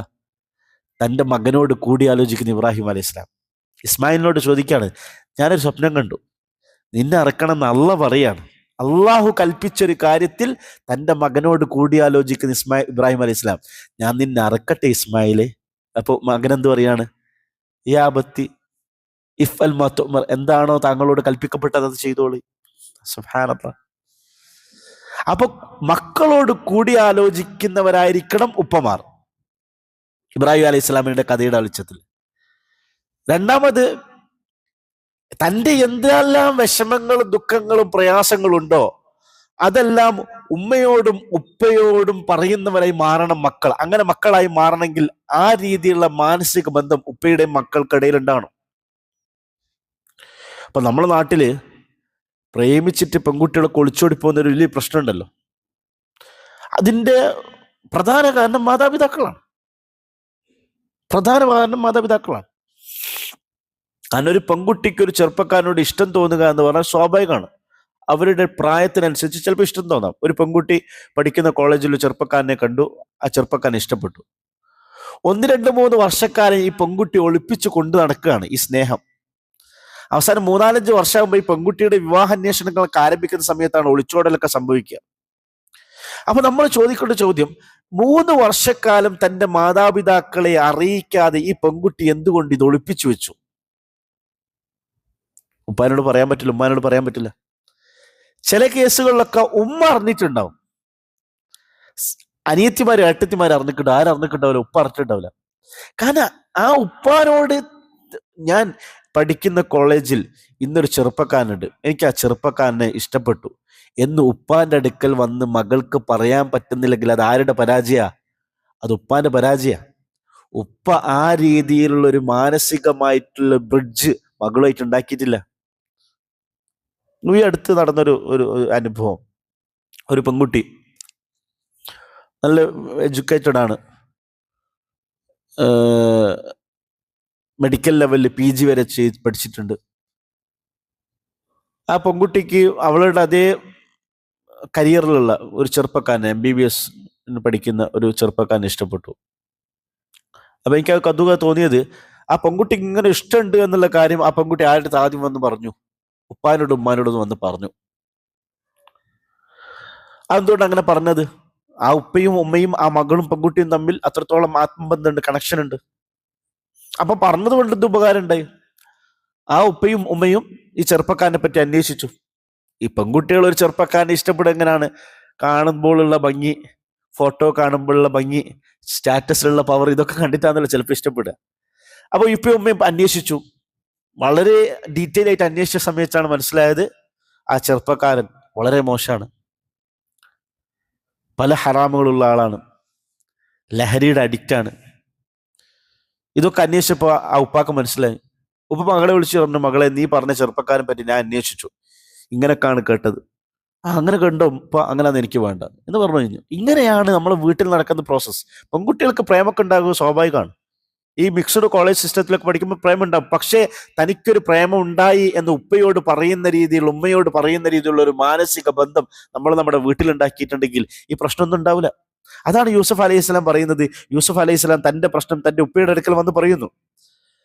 അപ്പോ പിന്നീട് ഈ പറയുന്നത് തന്നെ നിങ്ങൾ പദം ശ്രദ്ധിക്കണേ. ഇതക്കാല യൂസുഫ് അലി അബി യാ അബത്തി എന്ന് പറയുന്നത്. യാ അബത്തി എന്ന് പറഞ്ഞാല് എൻ്റെ ഉപ്പ എന്ന് വളരെ സ്നേഹത്തോട് വിളിക്കുന്ന ഒരു വേർഡാണ് യാ അബത്തി എന്നുള്ളത്. അറബിയിൽ പിതാവിന് വാലിദ് എന്നുള്ള പദമുണ്ട്. വാലിദ് എന്ന് പറഞ്ഞാൽ ജന്മം നൽകിയവെന്ന അർത്ഥം. വാലിദ് ജന്മം നൽകിയ. ഉമ്മാക്ക് വാലിദ് എന്ന് പറയും, ഉപ്പാക്ക് വാലിദ് എന്ന് പറയും. ശരിക്കും ഇദ്കാല യൂസുഫുലി അബീഹി എന്നാണ് ഖുർആൻ ഉപയോഗിച്ചത്. ഇദ്കാല യൂസുഫുലി വാലിദിഹി എന്ന് പറഞ്ഞിട്ടില്ല. അതെന്തുകൊണ്ടാണ്? വാലിദ് എന്ന് പറഞ്ഞാൽ കേവലമായിട്ട് ജന്മം നൽകിയ ആള് എന്ന് അർത്ഥം മാത്രമേ ഉള്ളൂ. പക്ഷേ പിതാവ് എന്ന അർത്ഥപ്പെടുന്ന അബ് എന്നുള്ള പദമാണ് ഖുർആൻ ഉപയോഗിച്ചത്. യൂസുഫ് അലൈഹി സ്വലാം വിളിച്ചത് യാ അബത്തി, അബ് എന്നുള്ള പദമാണ്. അപ്പൊ എന്തുകൊണ്ട് വാലിദ് എന്ന പദം ഉപയോഗിക്കാതെ അബ് എന്നുള്ള പദം ഉപയോഗിച്ചു? കാരണം വാലിദ് എന്ന് പറഞ്ഞാൽ കേവലമായി ജന്മം നൽകിയ ആള് മാത്രമാണ്. അബ് എന്ന് പറഞ്ഞാൽ ജന്മം നൽകുകയും സ്നേഹം നൽകുകയും സംരക്ഷിക്കുകയും ചെയ്യുന്നവനാണ് അബ്. ആ അബിന്റെ പദത്തിന്റെ ഉള്ളിൽ തുഫി ഹുബ്, സ്നേഹമുണ്ട്. രണ്ടാമത്തത് ഇഹ്തിറാം, ആദരവുണ്ട്. അപ്പോൾ ഒരു മകൻക്ക് ഉപ്പയോട് തോന്നേണ്ടത് സ്നേഹം ഉണ്ടാവണം, ആദരവുണ്ടാവണം. ചില രക്ഷിതാക്കൾക്ക് സംഭവിക്കുന്ന മിസ്റ്റേക്ക് എന്താ? അവർ മക്കളെ ഭയങ്കര സ്നേഹിച്ച് വളർത്തും, പക്ഷെ ഉപ്പാനോട് അല്പം പോലും ഇഹ്തിറാം അവർക്കുണ്ടാവില്ല. അത് വളരെ അപകടകരമാണ്. അതെന്ത് പ്രശ്നം? പിന്നെ ഉപ്പ എന്തെങ്കിലും ശകാരിച്ചാൽ അനുസരിക്കൂല. ഒരു സാധനം വേണം എന്ന് പറഞ്ഞുകൊണ്ട് കുട്ടി വാശി പിടിച്ചു. അപ്പൊ സ്നേഹിച്ച് മാത്രം വളർത്തിയ കുട്ടിയാണെങ്കിൽ വഷളായിട്ടുണ്ടാവും, അത് കഴിക്കണ്ട, നല്ലതല്ല എന്ന് പറഞ്ഞാൽ ഉപ്പാനോടുള്ള ആദരവിന്റെ പേരിൽ മിണ്ടാതിരിക്കൂല, പേടിയുടെ പേരിൽ മിണ്ടാതിരിക്കൂല. അപ്പൊ അബ് എന്ന് പറഞ്ഞാൽ സ്നേഹം ഉണ്ടാവണം, ആദരവ് ഉണ്ടാവണം. മക്കളെ സ്നേഹിച്ചും വളർത്തണം, അതേ സമയത്ത് തന്നെ ഉപ്പയോടുള്ള ആദരവോടുകൂടി വളർത്തണം. അപ്പോ ആ രണ്ട് പദത്തെയും ധ്വനിപ്പിക്കുന്ന അർത്ഥത്തോടു കൂടിയാണ് യാ അബത്തി. യാ അബത്തി എന്ന് പറഞ്ഞാൽ വളരെ സ്നേഹത്തിലുള്ള വിളിയാണ്.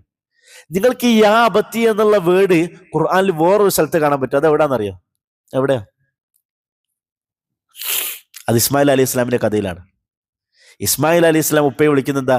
യാ അബത്തി ഇഫൽ മത്തുമർ. ഉപ്പ, എന്റെ പുന്നാര ഉപ്പ എന്നാണ് അതിനർത്ഥം, എന്റെ പുന്നാര ഉപ്പ.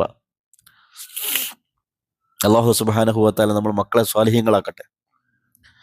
നമ്മളെ മക്കൾ സ്വാലിഹാകാന് വളരെ പ്രധാനപ്പെട്ട ഒരു കാര്യം, നമ്മൾ നമ്മുടെ ഉപ്പയോടുള്ള ബന്ധത്തിൽ അത്രത്തോളം സൂക്ഷ്മതയുള്ള ആളുകളായി മാറണം.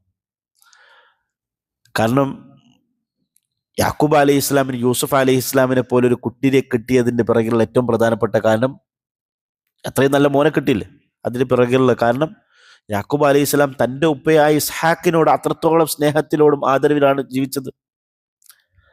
ഇസ്മായിൽ അലൈഹി ഇസ്ലാം എന്ന് പറയുന്ന കുഞ്ഞിനെ ഇബ്രാഹിം അലൈഹി ഇസ്ലാമിന് കിട്ടിയതിന് പിറകിലുള്ള കാരണം, ഇബ്രാഹിം അലൈഹി ഇസ്ലാം അദ്ദേഹത്തിന്റെ ഉപ്പയായ ആദറിനോട് അത്രത്തോളം സ്നേഹത്തിലാണ് പെരുമാറിയത്. ആദർ ഭൂലോക ഫ്രോഡാണ്, ഫാസിക്കാണ്. ആദർ അന്നാട്ടിലെ വിഗ്രഹ കച്ചവടക്കാരനാണ്. ഇബ്രാഹിം അലൈഹി ഇസ്ലാം ഈ ദീനിനെ, തൗഹീദിനെ പ്രചരിപ്പിച്ചതിന്റെ പേരിൽ, നബി ആയതിന്റെ പേരിൽ വീട്ടിൽ നിന്ന് പുറത്താക്കി ആസർ എന്ന് പറയുന്ന ആള്. അത്രത്തോളം മോശക്കാരനായ ഉപ്പയോട് ഇബ്രാഹിം അലൈഹി ഇസ്ലാം സംസാരിക്കുന്ന വാക്കുകൾ വിശുദ്ധ ഖുർആൻ അല്ലാഹു സുബ്ഹാനഹു വ തആല പറയുന്നുണ്ട്. 4-5 ആയത്തുകൾ. ആ 4-5 ആയത്തുകളും തന്റെ ഉപ്പയെ ഇബ്രാഹിം അലൈഹി ഇസ്ലാം ഉപദേശിക്കുകയാണ്. ആ 4 ആയത്തുകളിലും തന്റെ ഉപ്പയെ ഇബ്രാഹിം അലൈഹി ഇസ്ലാം യാ അബത്തി, യാ അബത്തി, യാ അബത്തി, എന്റെ പുന്നാരപ്പ, എന്റെ പുന്നാരപ്പ, എന്റെ പുന്നാരപ്പ എന്ന് വിളിച്ചുകൊണ്ട് സംസാരിക്കുന്നത്. അവസാനം അതിന് 4 ആയത്ത് കഴിഞ്ഞ് 5-ാമത്തെ ആയത്തിൽ ഉപ്പ പറയാണ്, നീ മിണ്ടാതിരുന്നല്ലേ നിന്നെ ഞാൻ വീട്ടിൽ നിന്ന് പുറത്താക്കും എന്ന് പറയാണ്. അത് പറയുന്ന സമയത്ത് ഉപ്പയോട് പോയി യാ അബത്തി, എന്റെ പുന്നാരപ്പ, നിങ്ങൾ ഇനി വീട്ടിൽ നിന്ന് പുറത്താക്കിയാലും ഞാൻ നിങ്ങൾക്ക് വേണ്ടി ദുആയിരിക്കും. അപ്പോ നമ്മളൊക്കെ പറയുന്നൊരു യാ എന്താ? നമ്മൾ പറയുന്നൊരു യാ എന്താ? ഇസ്മായിൽ അലൈഹി ഇസ്ലാം ഉപ്പയായ ഇബ്രാഹിം അലൈഹി ഇസ്ലാമിനെ ആദരിക്കുന്നു, ഓക്കെ. പക്ഷെ എന്റെ ഉപ്പ ഇബ്രാഹിം അലൈഹി ഇസ്ലാം പോലെയല്ല. എന്റെ ഉപ്പ ബടക്കാണ്. എന്റെ ഉപ്പ എനിക്കൊന്നും തന്നിട്ടില്ല, എന്നോട് സ്നേഹം കാണിച്ചില്ല, എന്നോട് അനീതി കാണിച്ചു, അങ്ങനെ കുറെ കുറ്റം പറയും. അപ്പൊ ഈ കഥ നമ്മൾ പഠിക്കുന്നത്, ഉപ്പ എത്ര മോശക്കാരനാണെങ്കിലും, ഉപ്പാക്ക് എത്ര കുറ്റവും കുറവുണ്ടെങ്കിലും ആ സ്നേഹവും ആദരവും നമ്മൾ കാണിക്കണം. അത് കാണിച്ചാലുള്ള ഉപകാരം എന്താ? നമ്മളെ മക്കളെ നമുക്ക് സ്വാലിഹായി കിട്ടും. അല്ലാഹു സുബ്ഹാനഹു വ തആല നമ്മളെ മക്കളൊക്കെ സ്വാലിഹാക്കട്ടെ. അപ്പൊ ആ സഹോദരങ്ങൾ പരസ്പരം അങ്ങോട്ടും ഇങ്ങോട്ടും പറയാണ്, ഉഖ്തുലു യൂസുഫ അവിത്രഹുഹു അർളൻ യഖ്ലു ലക്കും. നിങ്ങൾ യൂസുഫ് അലൈഹി ഇസ്ലാമിനെ കൊല്ലുക, അല്ലെങ്കിൽ വിജനമായ ഒരു ഭൂമിയിൽ പോയിട്ട് യൂസുഫ് അലൈഹി ഇസ്ലാമിനെ ഉപേക്ഷിക്കുക. അങ്ങനെ ചെയ്താൽ യഖ്ലു ലക്കും വജ്ഹു അബീക്കും, നിങ്ങളുടെ ഉപ്പ നിങ്ങളെ മാത്രം ഇഷ്ടപ്പെടും. ഒത്തക്കൂന മിംബാദിഹി ഖൗമൻ സ്വാലിഹീൻ, അങ്ങനെ ഉപ്പ നിങ്ങളെ മാത്രം ഇഷ്ടപ്പെട്ട് കഴിഞ്ഞാൽ പിന്നെ ഈ യൂസുഫ് അലൈഹി ഇസ്ലാം ഒന്നും ഇല്ലാത്തൊരു കാലം വരുമ്പോൾ നിങ്ങൾ നല്ല സ്വാലിഹീങ്ങളായിട്ട്, നല്ല രീതിക്ക്, നല്ലവരായിട്ട് നിങ്ങൾക്ക് ജീവിക്കാൻ സാധിക്കും. അപ്പൊ നമ്മൾ ശ്രദ്ധിക്കേണ്ട കാര്യം, ഇവിടെ ഇവർ പറയുന്നൊരു കാര്യമുണ്ട്, ഒത്തക്കൂന മിംബാദിഹി ഖൗമൻ സ്വാലിഹീൻ. ഒരു കുറ്റകൃത്യം ചെയ്യുക, ആ കുറ്റകൃത്യം ചെയ്തതിനു ശേഷം നന്നാവും തീരുമാനിക്കുക, അത് വലിയ അബദ്ധമാണ്. നമുക്കൊക്കെ പറ്റുന്നൊരു തെറ്റാണ്. ഒരു 15 വയസ്സ് വരെയൊക്കെ കുറെ ഹറാമായിട്ട് ജീവിക്കാം, അല്ലെങ്കിൽ 30-40 വയസ്സ് വരെ അടിച്ചു പൊളിച്ച് ഹറാമിൽ ജീവിക്കും, അതിനുശേഷം സാലിഹാകാം. അത് ആരുടെ സ്വഭാവമാണ്? യൂസുഫ് അലൈഹി ഇസ്ലാമിന്റെ സഹോദരന്മാരുടെ സ്വഭാവമാണ്. അത് പാടില്ല. ഇവരെന്താ തീരുമാനിച്ചത്? ഒരു പാപം ചെയ്യാൻ തീരുമാനിച്ചു, യൂസുഫ് അലൈഹി ഇസ്ലാമിനെ കൊല്ലാം. ആ പാപം ചെയ്തതിന് ശേഷം നമുക്ക് എന്ത് ചെയ്യാം? നല്ലവരായിട്ട്, നല്ല മനുഷ്യരായിട്ട് ജീവിക്കാം. ഖാല ഖായിലുൻ മിൻഹും, അവരിൽ ഒരാൾ പറഞ്ഞു, ലാ തഖ്തുലു യൂസുഫ്, നിങ്ങൾ യൂസുഫിനെ കൊല്ലരുത്. വഅൽഖൂഹു ഫീ ഗയാബത്തിൽ ജുബ്, അവനെ നിങ്ങൾ ഒരു കണത്തിന്റെ അടിയിലേക്ക് ഇടുക. യൽതഖ്തുഹു ബാലു സയ്യാറത്തെ, ചില യാത്രാ സംഘങ്ങൾ ആ കണത്തിന്റെ അടുത്തുകൂടി കടന്നു പോകുമ്പോൾ അവർ ആ കുട്ടിയെ എടുക്കും. ഇൻകുന്തു ഫായിലിൻ, നിങ്ങൾക്ക് കൊല്ലണമെന്ന് അത്ര നിർബന്ധമുണ്ടെങ്കിൽ കൊല്ലണ്ട, മറിച്ച് എന്ത് ചെയ്താൽ മതി? ഒരു കണത്തിലേക്ക് ഇട്ടാൽ മതി. അപ്പൊ യാത്രാ സംഘങ്ങളൊക്കെ യാത്ര ചെയ്യുന്ന സ്ഥലത്തുള്ള കിണറാകുമ്പോൾ അവർ വെള്ളം കുടിക്കാൻ വേണ്ടി കിണറ്റിലേക്ക് തൊട്ടിയിടുമ്പോൾ അതിനകത്തൊരു കുട്ടിയെ കാണും. ആ കുട്ടിയെ യാത്രാ സംഘത്തിന് കിട്ടിയാൽ, യാത്രാ സംഘം എന്ന് പറയുന്ന കച്ചവട സംഘങ്ങളാണ്. അപ്പൊ കച്ചവട സംഘത്തിനെ സംബന്ധിച്ചിടത്തോളം രക്ഷാധികാരി ഇല്ലാത്തൊരു കുട്ടിയെ കിട്ടിയിട്ടുണ്ടെങ്കിൽ അവരെന്ത് ചെയ്യും? അടിമച്ചന്തയിൽ കൊണ്ടുവച്ച് വിൽക്കും. അങ്ങനെ ഏതെങ്കിലും അടിമച്ചന്തയിൽ പോയി വിറ്റോട്ടെ എന്ന് കൂട്ടത്തിലുള്ള വേറൊരു സഹോദരൻ പറഞ്ഞു കൊടുത്തു. ഈ രണ്ട് സംഭവങ്ങൾ നമ്മൾ കാണിക്കുന്നത് ഈ 10 പേരും ആദ്യം തന്നെ കൊല്ലണം എന്നുള്ള അഭിപ്രായക്കാരായിരുന്നില്ല. 10 സഹോദരന്മാർക്ക് എല്ലാ ആളുകൾക്കും യൂസുഫിനെ കൊല്ലണം എന്ന അഭിപ്രായമില്ല. കാരണം ചിലര് കൊല്ലണം എന്ന് പറഞ്ഞ സമയത്ത് മറ്റു ചിലർ എന്താ പറയുന്നത്, കൊല്ലണ്ട, വേറെ കൊണ്ടു വിട്ടേക്ക് എന്ന് പറയുന്നുണ്ട്. ഇവരങ്ങോട്ടും ഇങ്ങോട്ടും കൂടി ആലോചിച്ചു എന്ത് ചെയ്യണം എന്നാ കൂടി ആലോചിച്ചു. ചുരുക്കി പറഞ്ഞാൽ ഇവരെല്ലാം കൂടിയാണ് ഈ പാപകർമ്മം ചെയ്യുന്നത്. പക്ഷെ എല്ലാ ആളുകൾക്കും ഇത് അങ്ങനെ ചെയ്യണമെന്ന് വലിയ ആവേശമില്ല. നമ്മളെ ക്യാമ്പസുകളിലും നമ്മുടെ സ്കൂളുകളിലൊക്കെ സംഭവിക്കുന്നതാണ്. ഇപ്പൊ ക്യാമ്പസിലുള്ള 10 ചങ്ങായിമാർ ഒരുമിച്ച് കൂടും, ഒരു ടൂർ പോകും. ആ പോകുന്നതിൽ 1 or 2 ആളുകൾക്കാണ് മദ്യം കഴിക്കണം, ലഹരി ഉപയോഗിക്കണം എന്നൊക്കെ താല്പര്യം ഉണ്ടാകുക. പക്ഷെ ഈ 1, 2, 3 ആൾക്കാർ എന്ത് ചെയ്യും, ബാക്കിയുള്ളവരെ കൂടി വൈകടിലാക്കും. ഇത് തന്നെയാണ് യൂസുഫ് അലൈഹി ഇസ്ലാമിന്റെ 10 സഹോദരന്മാരിൽ സംഭവിച്ചത്.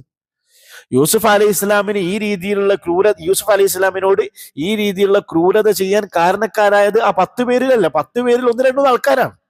പക്ഷെ അവരെന്ത് ചെയ്തു, ബാക്കിയുള്ള ആൾക്കാരെ കൂടി കൂട്ടത്തിൽ കൂട്ടി അവരോടൊക്കെ കൽപ്പിച്ചു, അവരോടൊക്കെ പറഞ്ഞ് അവരെയും കൂടി ഉൾപ്പെടുത്തിയിട്ട് പാപം ചെയ്തു. അപ്പൊ ഇവരും കൂടി ഈ കുറ്റത്തിൽ കുറ്റക്കാരായി മാറി.